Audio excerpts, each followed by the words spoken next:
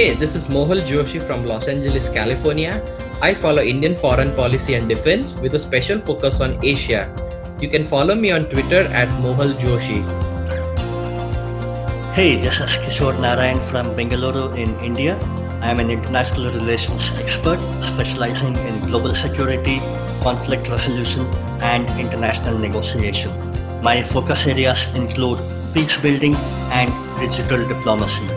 You can find me on Twitter at Veggie Diplomat. Hello and welcome to episode 29 of India Rising, Strategic Affairs Conversations with Mohal and Kishor, a show in which we analyze the happenings from around the world and their impact on India. Before we begin with today's episode, we just hope that you and your loved ones are safe at home and are healthy during these troubled times. Remember to stay at home and stay safe. Gilgit Baltistan is in the news yet again, owing to some reports from Islamabad that Pakistan would want to annex the region and accord it the status of a state. In this episode, we look at the administrative limbo that this region is in and how Pakistan has looked at this region historically and what are the options available for the residents of the region. So, Mohal, you want to start off by even telling why this region is called Gilgit Baltistan in the first place? Yes, Kishore. So prior to the independence that India and Pakistan got in 1947, this was a subsidiary region within the overall Kingdom of Jammu and Kashmir. So Maharaja Hari Singh had appointed an officer on special duty to this region. Now, this subsidiary region had two parts basically. One was the Gilgit Agency and other one was Gilgit Wazarat. So while the British had leased the Gilgit Agency for a period of 60 years from the Maharaja in 1935, the British already had a representative in the Gilgit Wazarat from 1870s. So in effect, like British were in direct control of these areas even though they fell under the Maharaja Hari Singh, the king of Jammu and Kashmir. Now, upon independence, the British had no intention to stay back. So they gave up on their lease and they returned the lands back to the control of the Maharaja, upon which a Dogra governor was appointed. However, since this was a remote region and was out of control, the diktat of Maharaja didn't run in these areas. And during the Pakistan attack on the princely state of Jammu and Kashmir, which led to the Maharaja signing the instrument of accession with India, the Gilgit Scouts, which was a military unit under Major William Brown, mutinied and sided with the Pakistani forces. I mean, mind you, this was in gross violation of the agreement between the British and the Maharaja. In fact, shockingly enough, Major Brown was awarded the prestigious British MBE, or member of the most excellent order of the British Empire. This mutiny was codenamed Operation the Takhel, which in the Dogra governor was ousted. The Dogra troops within the unit were pacified and eventually the unit was handed over to the Pakistani army. Wow, so this was actually like a stab in the back for Maharaja Hari Singh, right? And by the British. Yeah, so the Britishers kind of pretend that they give up their lease, but their own officer who is still stationed there sides with the Pakistani army troops who are advancing into the region. And eventually you help them raise the Pakistani flag in Skardu. So this is a classic example of backstabbing. And you also end up giving him the prestigious MBA award as well. Well, only the British are capable of. I mean, they didn't stop interfering post 15th August 1947, to say the least.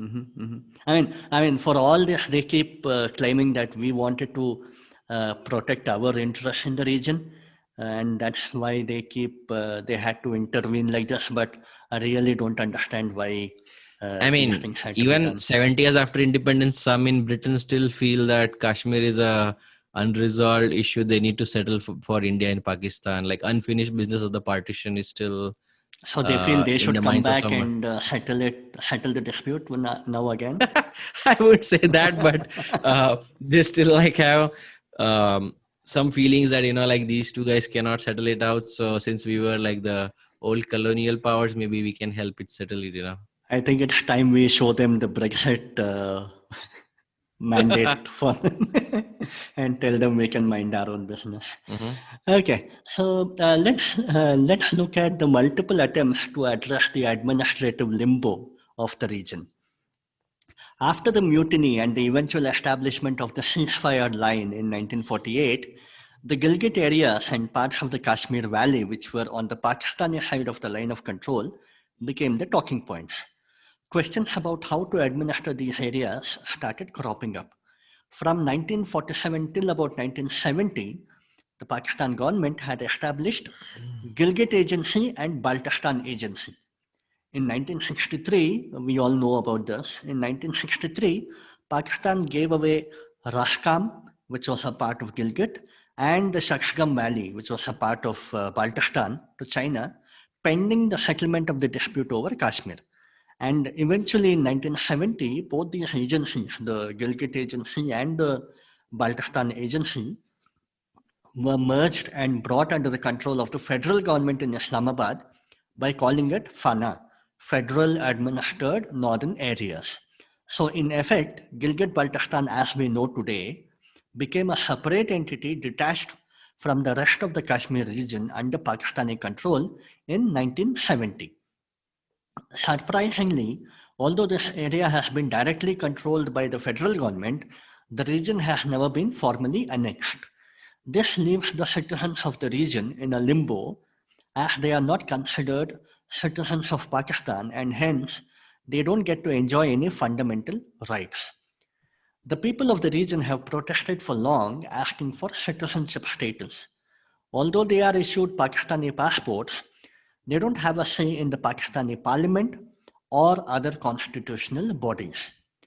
Their protests received a judicial approval when, in 1999, the Pakistani Supreme Court, in a landmark judgment, proclaimed that Gilgit Baltistan was a part of the disputed Kashmir region and that Pakistan had to establish a claim over it if it had to control the region. Now, in this judgment, the court had also prodded the government to grant the region a valid constitutional status within 6 months. And yet, the Pakistani government did nothing for the region. Remember, this was in 1999 and just before the Kargil war that we all know about. 10 years later, in August 2009, the government passed the Gilgit Baltistan Empowerment and Self-Governance Order 2009, which effectively granted self-rule to the people and created an elected legislative assembly, which was called the Gilgit Baltistan Council. So, while the people were asking for better representation at the federal level in Islamabad, the government actually silenced them by giving them nominal self rule. This was quite ironic, to say the least, and also hypocritical because they wanted the people of Kashmir and Gilgit Baltistan to be well represented. However, when it actually came to deciding on that, they gave them a nominal self rule and left matters there. Fast forward 9 more years. In 2018, the federal government passed an order abolishing the Gilgit Baltistan Council and gave the legislative monopoly to the Prime Minister. So what they gave in 2009, they took back in 2018. So effectively, Mohal, this has been a case of to and fro, one step forward, two steps back kind of a scenario that we have witnessed, wherein the Pakistani government has never wholeheartedly accepted and wanted to do it, wanted to give them a status of a state, and they end up giving a nominal self rule, but eventually they take that also back again. Mohal? Hmm. Yeah. So now let's explore the Chinese angle in this recent moves. So we all know that China has built the CPEC or the the China-Pakistan economic corridor, which runs through Gilgit Baltistan, connected to Xinjiang in Western China. So now this entry of China into Pakistan through the CPEC makes it a very crucial link for both Pakistan and China. It in theory gives a strategic entry by China to the warm waters of the Arabian Sea. Some claim, though the economics of it might not be viable, that this will give an alternate route to solving their Malacca dilemma, where they don't have to use the Malacca Straits to ship everything from west of the Indian subcontinent to China. They could bypass it by taking it to like a port in Pakistan's like Gwadar and shipping it by land route through Gilgit Baltistan into Xinjiang and onto eastern China, where the economic heart of the nation, of the Chinese nation, lies.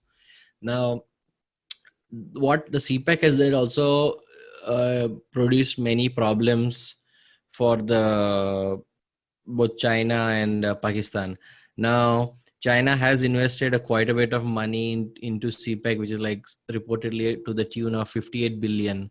Now, there have been many questions about the economic viability of these mega projects and whether these loans will be paid back or whether they'll just end up as big debt trap for Pakistan. There are questions raised as to who will actually benefit from this project, including the residents of Gilgit Baltistan. And also CPEC passes through regions where the Pakistani federal government's decrees doesn't run like Balochistan. So carrying out development project in such places is a huge security risk. Now, with the regards to Gilgit Baltistan, it is a distinct possibility. As per some recent reports, that China is pressuring Pakistan to annex it and make it a province, as it helps the federal government to provide better security and cover to the to safeguard the Chinese interests in the region. In fact, even in 2017, there was a talk about Pakistan finally annexing Gilgit Baltistan, making it the fifth state or province of Pakistan. Kishor, you had even penned an op-ed article about it back then a few years ago. Right, right. So this talk of making Gilgit Baltistan the fifth province or the fifth state of Pakistan itself is not a new idea. It's not an idea that has come out of the blue. This has been talked about for quite a while, and these people keep promising that they'll actually deliver on this promise, but somehow this never keeps happening. And now that we hear reports of China actually wanting Pakistan to do this, this again has got a new life of its own. But again, we need to see how things do pan out. Okay, so what we actually want to look at right now is another dimension of how Pakistan's response has been to India's abrogation of Article 370, which happened in August of last year. So, August 2019, India abrogated Article 370, which had actually accorded special status to the region of Jammu and Kashmir. By abrogating it, they also split it into two union territories, Jammu and Kashmir and Ladakh. As per the new maps issued by India, we have the Gilgit Baltistan region belonging to the Ladakh Union Territory, and the Indian government refers to Gilgit Baltistan now as Pakistan Occupied Ladakh. Now, Pakistan went on an overdrive trying to portray India in a bad light for having abrogated Article 370, but kind of failed to achieve its objective of getting the decision reversed. Not only did it actually fail or backfire, but none of the world's capitals actually took the matter seriously, because most of them actually issued statements telling that this was an internal matter of India, that India is capable of handling on its own. For Pakistan, it would have been a diplomatic victory if the decision had been reversed, which would have been a shot in the arm for its nefarious designs to actually capture the entire region of Jammu and Kashmir. With nothing to show for its grand plans of a diplomatic victory, Pakistan is now forced to react And the rumors about making Gilgit Baltistan a state might just be the latest trick that Pakistan wants to play to prevent the residents of Gilgit Baltistan from revolting yet again. Because it's quite obvious that people of Gilgit Baltistan might actually feel alienated and might actually start raising questions on the efficacy or the power enjoyed by Islamabad, that they might actually start questioning as to if India can do all this and you are incapable of even making Gilgit Baltistan a state, then what's the point of even staying with Pakistan? So I think these are the subtle questions that might crop up or that might rise once in a while. And as per some of the reports that come in from the European Union and other third-party bodies, we do hear of human rights violations that are carried out in these regions. So we also keep hearing that the media is not free and fair in Gilgit Baltistan. So the possibility of at least some part of the population not being in cahoots with the Islamabad government, uh, agreeing to have Gilgit Baltistan made a fifth state is something that has to be considered uh, as a real possibility. Okay, so now what has happened in the past 4-5 months is actually quite interesting, and that's the real trigger for the discussion that we have now. The Gilgit Baltistan Council has had two elections until now. One was in 2010, and the other one was in 2015. The term of the second Legislative Council, which had started in 2015, ended in July this year, and the elections were to be held again, but were actually postponed due to the COVID-19 outbreak. It has now been announced that the elections will be held on November 15th, 2020, which is in less than 2 months, to elect the members for the third Legislative Assembly. More important, I think now what Pakistan is trying to do is that they might want to showcase these elections that are to be held in Gilgit Baltistan as some kind of a referendum, wherein Islamabad might tell that you come and vote and you show your solidarity and support, and we will showcase this to the world and uh, trigger the process of annexing your region into the nation of Pakistan. However, we need to understand that any change to the Pakistani constitution needs a two-third support of within the Pakistani parliament. Now, currently, as we know, the Pakistan Tehreek-e-Insaf government led by Imran Khan does not have a two-third majority in either houses of the parliament, and therefore will need the support of the opposition to pull this off. Now, as we all know, all the various opposition parties in Pakistan have now teamed up together and formed some kind of a alliance called Pakistani Democratic Front. I may be wrong with the name there, but that's the kind of alliance that they have formed, wherein they actually are trying to wage a war against, not a war, wage some kind of a protest against the Imran Khan government, and also indirectly on the army, because they feel that the army runs the government, which is no surprise, which is something that we all know and which we all keep talking about.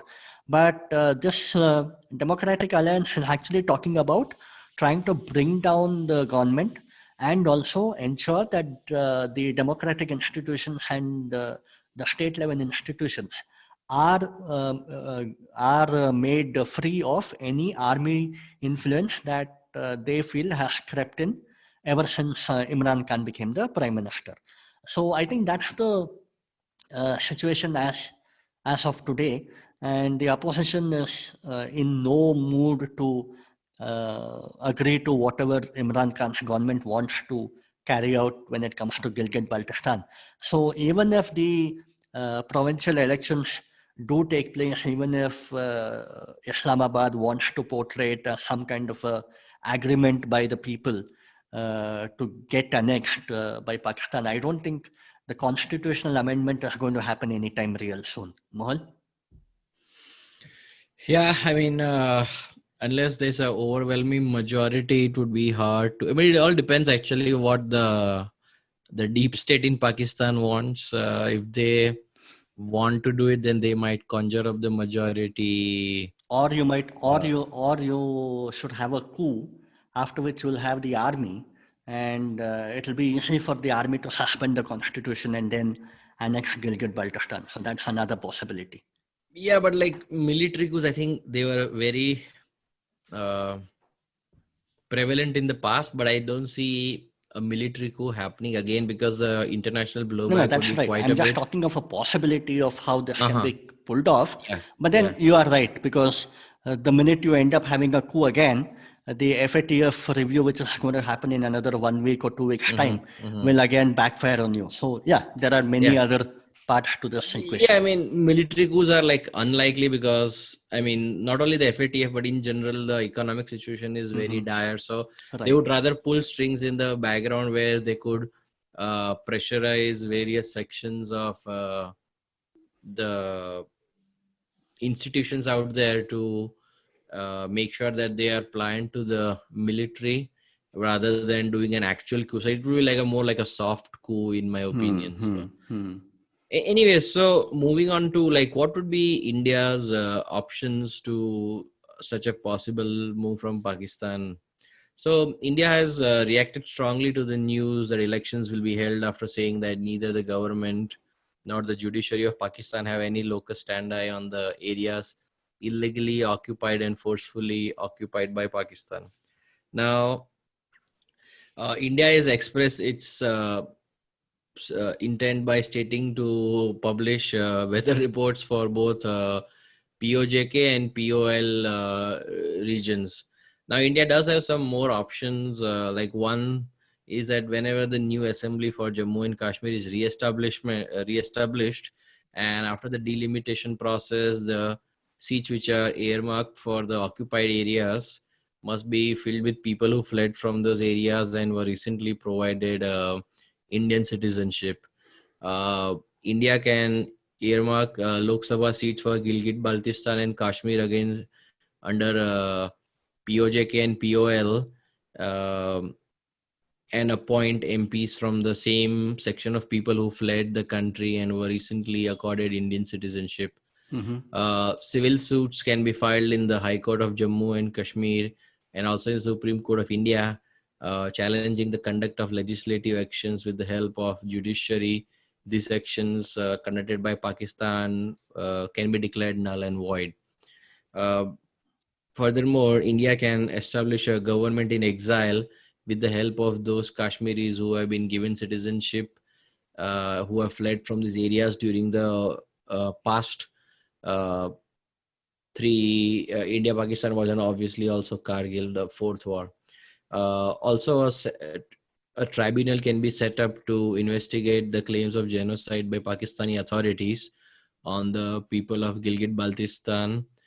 They could carry out investigations, proclaim offenders, and ask the International Court of Justice to help bring the perpetrators to justice. Hmm. I Kishore. mean, yeah, there are quite a few options that way, short of actually waging a war and trying to grab the region. There are many other things that can be done to signal the intent. Yeah. Okay, so that brings us to the end of the discussion. Moving on, like we do, listeners, to the recommendations of the week. Uh, Kishore, what do you want to share? Anything which you read which is worth recommending to our listeners? Yeah. So while actually researching for this episode, I stumbled on this book written by the major himself, the major who had mutinied, Major William Brown, who had sided with the Pakistani army. So this book is called Gilgit Rebellion: The Major Who Mutinied Over Partition of India, by Major William Brown. So this, I think, gives the narrative or the perspective from the major himself, who was surprisingly awarded the prestigious MBE award by the British Queen. So I think this is one book which will be interesting for people who are interested in the region and also interested in Indian history. So I think that's my recommendation. Mohal, you want to go ahead with your recommendation? Yeah, so my recommendation is the article by Shehzad Chaudhry, which was published in an op-ed in a Pakistani newspaper, the Express Tribune. It's titled The Curious Case of Gilgit Baltistan. So the author here goes on to explain from a Pakistani viewpoint as to why Gilgit Baltistan merits to be a state. Surprising. I mean, I think you would also agree with me on this because when we were researching on this topic, we kind of realized that there wasn't much literature coming on this topic from Indian side, which kind of signifies that even for India, we have kind of forgotten this remote region, or we don't spend too much time and effort on this region. So I think that's something that needs to be corrected, both from an Indian government standpoint and also the Indian analyst standpoint, wherein we have to come up with our own literature on trying to understand how and what happened during the 1947 First India-Pakistan War. Yeah, I think it gets the Gilgit Baltistan, while being slightly different from the rest of POJK, which is like referred to like Azad Pakistan by the Pakistanis, like it gets clubbed together as one single region. So that's why it doesn't enter the conscious of many people in India. Correct. I mean, also even if you look at the ethnic diversity, I mean, it's mostly I think Shias and Exactly. Ismailis Yes. who are traditionally the residents of this region. Even though there have been reports of demographic changes trying to be done by the Pakistani government, maybe this might be the whole game plan, that not to accord them any kind of statehood, because if you grant them statehood, they have to be assigned seats in the Pakistani parliament, and when they get representation, they might get restless and might create more trouble in the Pakistan National Assembly if they have a sizable representation as per the population. So maybe once if they do like a demographic change where like more Punjabis are settled into Gilgit Baltistan, and they change the demography, they could have then give them representation where they would be more amicable to the interest of what Islamabad truly wants in this picture. I mean, so one has to just think that on the demographic change and like giving representation to faraway provinces like ends up in disaster. Like we had East Pakistan who had representation in the Pakistan Assembly pre 1971, and if I remember correctly, the largest single party in the election Was before the actually the 1970, Awami League. Correct. yeah, was by Sheikh Mujibur Mujibur Rahman. Rahman, Yeah, yeah. Sheikh Mujibur Rahman, who won more seats than the parties in West Pakistan. Now, the Pakistani deep state or authority military didn't want him to form the government. So I believe like he was overthrown by. I mean, he was blocked from getting any representation, and I think That's correct. I don't know if the election was maybe annulled, or I don't recall the exact details, but he wasn't able to Form the become the government. prime minister of Pakistan, form the government. So the same logic, like you don't want a restive faraway province to maybe get represented. That could be the reason that they haven't given any kind of representation to the Gilgit Baltistan area in all these years. Okay, guys, that brings us to the end of the episode. We have looked at Gilgit Baltistan, a region largely forgotten about the outside world. To continue hearing about such interesting topics, please do subscribe to our channel India Rising wherever you are listening to us. Please press the bell icon to get notifications about new episodes. If you have not left us a review, we urge you to do so, as it helps other listeners like you in finding us. We would like to hear from you if you have any suggestions on any topics that you would like us to cover. Do remember that these topics should be directly related to Indian foreign policy. Until the next time, this is Mohal and Kishor signing off.